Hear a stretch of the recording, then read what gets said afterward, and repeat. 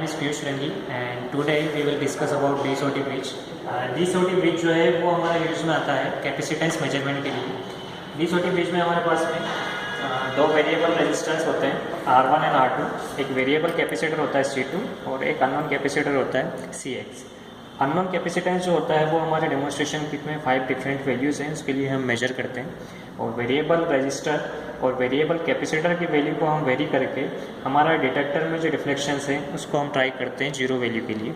उसके बाद में जो भी हमारा रेजिस्टेंस की वैल्यू वेरी हुई है और कैपेसिटेंस की वैल्यू वेरी हुई है उसके बेस्ड हम अननोन रेजिस्टेंस की वैल्यू को फाइंड आउट करते हैं. First of all we switch on the power supply and हम कनेक्शंस करते हैं. तो हमारे पास में ये हम एसी सप्लाई को कनेक्ट करते हैं DSOT ब्रिज के लिए.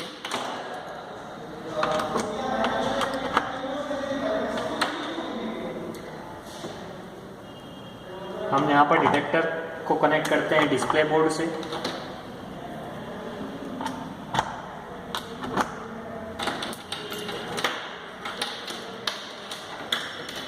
अननोन कैपेसिटर जो है CX उसको हम इस तरीके से कनेक्ट करते हैं.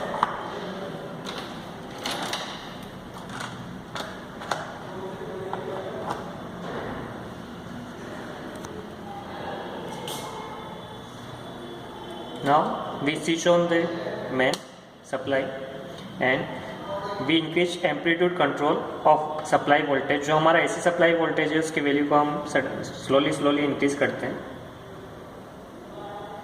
इनिशियल कंडीशंस में जो भी रेजिस्टेंस और कैपेसिटर है उसकी वैल्यू को हम जीरो पे वेरी करते हैं. उसके बाद में हम कुछ वैल्यू रखते हैं, जैसे R2 की वैल्यू हमने यहाँ पर जो वेरिएबल है वो 10 ओम के मल्टीप्लिकेशंस में है. ये जो रेजिस्टेंस वेरी करता है ये 100 ओम के मल्टीप्लिकेशंस पे करता है. तो फर्स्ट ऑफ ऑल हम इसको 10 वैल्यू पर सेट करते हैं और इसको 100 वैल्यू पर सेट करते हैं. यानी R1 equal to 100 ohm and R2 equal to 10 ohm. तो यहाँ पर हमारा डिफ्लेक्शन जो आ रहा है गैल्वेनोमीटर में डिटेक्टर में वो 6.3 आ रहा है. तो हम कैपेसिटेंस की वैल्यू को वेरी करके ट्राई करते हैं कि ये जो हमारा डिफ्लेक्शन है उसको हम जीरो कर सकें. तो हमारा जो कैपेसिटर है ये मल्टीप्लिकेशंस में है 0.1 माइक्रोफेरेड के.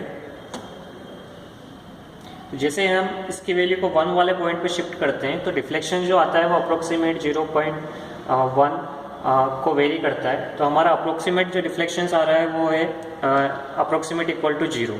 तो ये हमारी एक वैल्यू के लिए हो गया. तो इसके लिए हम अननोन कैपेसिटेंस को मेजर करने के लिए एक फॉर्मूला यूज में लेते हैं. CX unknown capacitor equal to C2 multiply R2 divide by R1. यहाँ पर हमारा R2 जो है वो है 10 ओम एंड R1 जो है हमारा वो है 100 ओम. तो यहाँ पर हम वैल्यू पुट करेंगे.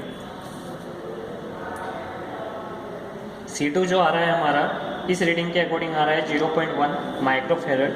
सो 0.1 मल्टीप्लाई 10 की पावर माइनस 6 मल्टीप्लाई R2 की जो वैल्यू आ रही है वो है हमारे पास में 10 ओम एंड R1 जो है वो है हमारे पास में 100 ओम.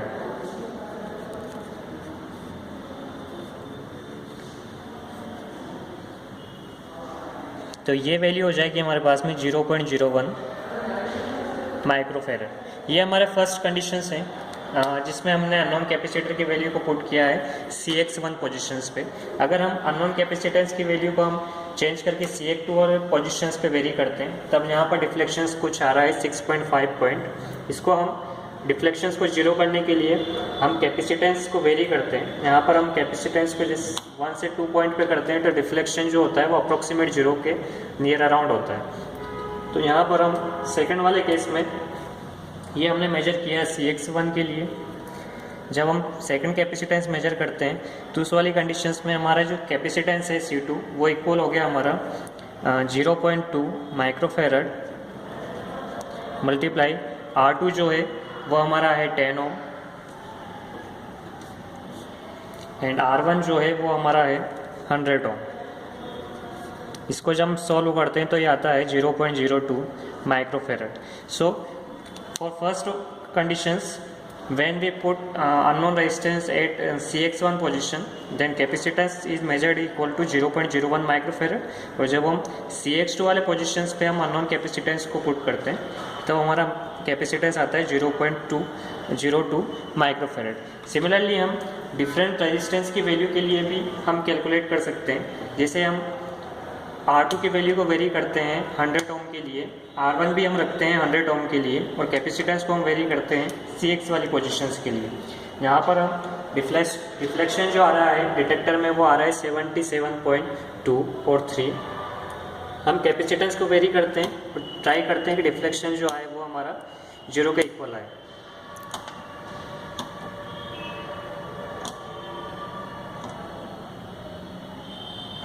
यहाँ पर हमारा डिफ्लेक्शन जो है वो अप्रोक्सीमेट 0 के इक्वल है, और इसके लिए कैपेसिटेंस की जो वैल्यू आई है वो है हमारे पास में 0.1 माइक्रोफेरेड। सिमिलर इस वाले फॉर्मूले से CX equal to C2 multiply R2 divide by R1, इससे हम अननोन कैपेसिटेंस की वैल्यू को मेजर कर सकते हैं। यहाँ पर हमारा C2 इक्वल टू हो जाएगा 0.1 माइक्रोफेरेड, R1 इक्वल टू हो जाएगा 100 ohm and R2 equal to हो जाएगा 100 ओम। तो इससे हम अननोन कैपेसिटर की वैल्यू को फाइंड आउट कर सकते हैं। सिमिलरली हम CX4 वाले पोजीशंस के लिए और CX5 पोजीशंस के लिए हम यूज में ले सकते हैं। तो हम 5 डिफरेंट वैल्यूज़ के लिए अननोन कैपेसिटेंस की वैल्यू को मेजर कर सकते हैं। It is all about D-SOT bridge which is used for the measurement of capacitance. Thank you for watching.